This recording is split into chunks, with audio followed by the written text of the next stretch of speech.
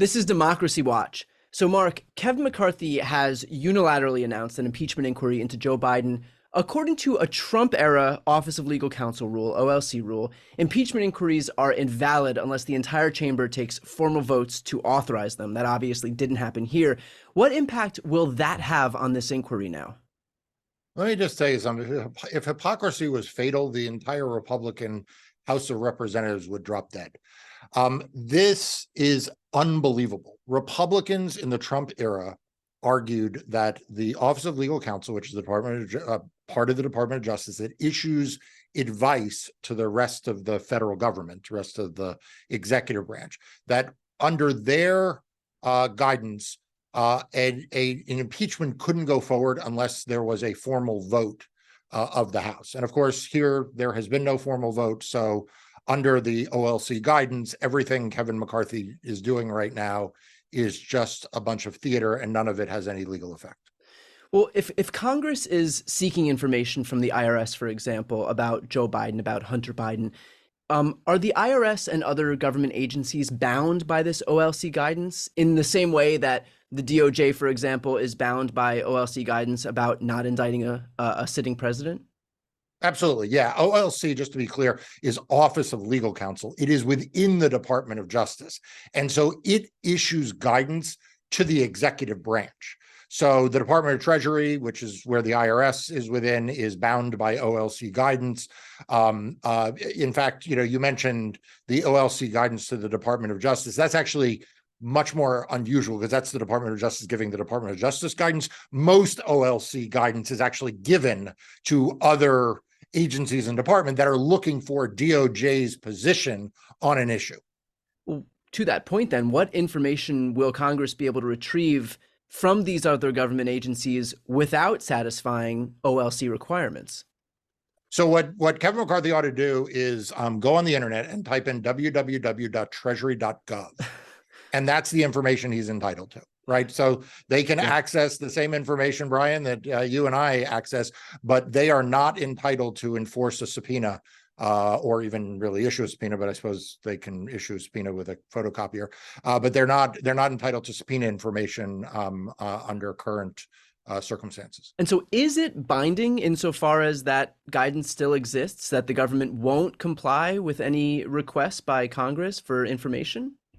Yeah, so OLC guidance remains binding from administration to administration unless it has been revoked. So as far as I know, this has not been revoked. I'd be shocked if it had been. I think we'd all know that. And who would make the decision to revoke it, by the way? The attorney, the head of OLC, or more likely the attorney in conjunction with the attorney general. Again, that's not unheard of, but it's unusual. The idea of OLC guidance is to actually give continuity to executive branch officials. OLC are among the most nonpartisan attorneys within the Department of Justice because they're trying to give guidance that is, that is answering big questions. So sure, some OLC guidance gets revoked, but it's usually because facts have changed over time. An OLC guidance document from the 1970s may just be outdated, but it is otherwise, it remains in effect.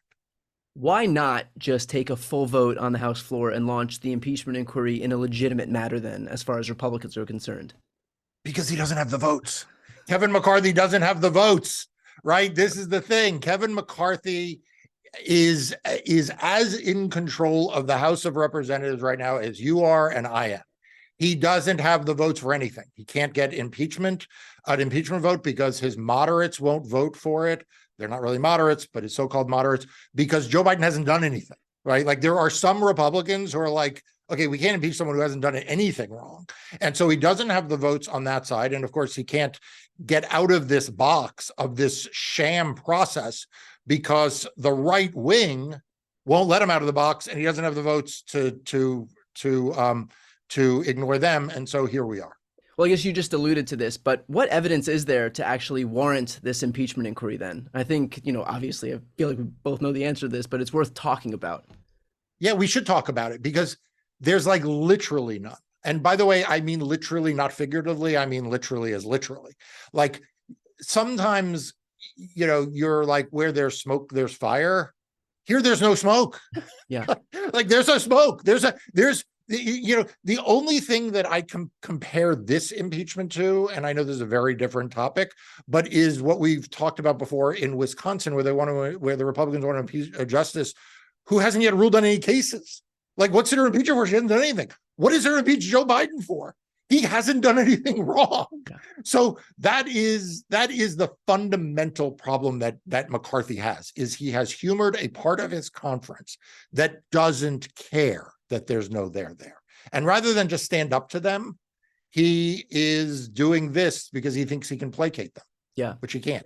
And right, it's not going to happen. And also, we saw by virtue of Matt Gaetz standing up on the House floor and demanding total compliance with Kevin McCarthy, who's actually in charge here. And at no point does it seem like Kevin McCarthy has any control over what's happening in the House. Right. How humiliating is that for Kevin McCarthy? I mean, right. The guy, like one of the backbenchers, stands up and is basically like, every day I will, every day we'll talk about our move to vacate the chair. Like, he has no respect from his members, and this sham impeachment, stunt is not going to earn him any respect. That's what he doesn't realize. It's like no one respects him more for this nonsense. They respect him less. Right. Now, do you believe that the White House should cooperate willingly, voluntarily with this impeachment inquiry, given that there was no full vote from the House? Look, I will leave it to the White House. They are much smarter than I am. I think that that Kevin McCarthy is a bunch of clowns. Kevin McCarthy is literally a bunch of clowns. That White House, though, has a lot more business going on, so they may have their reasons and their strategies for how they deal with the House. My own view is that this is a totally illegitimate process that they are engaged in. It is based on nothing, and so there's nothing to cooperate with. And finally, how will this impeachment inquiry proceed at this point? I think it will proceed in the fevered dreams and imaginations of Jim Jordan and his ilk.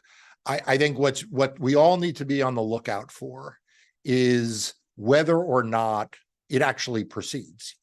There were a lot of big talk out of the Republican conference at the beginning of this session about things they're going to do, and a whole bunch of them they've never done.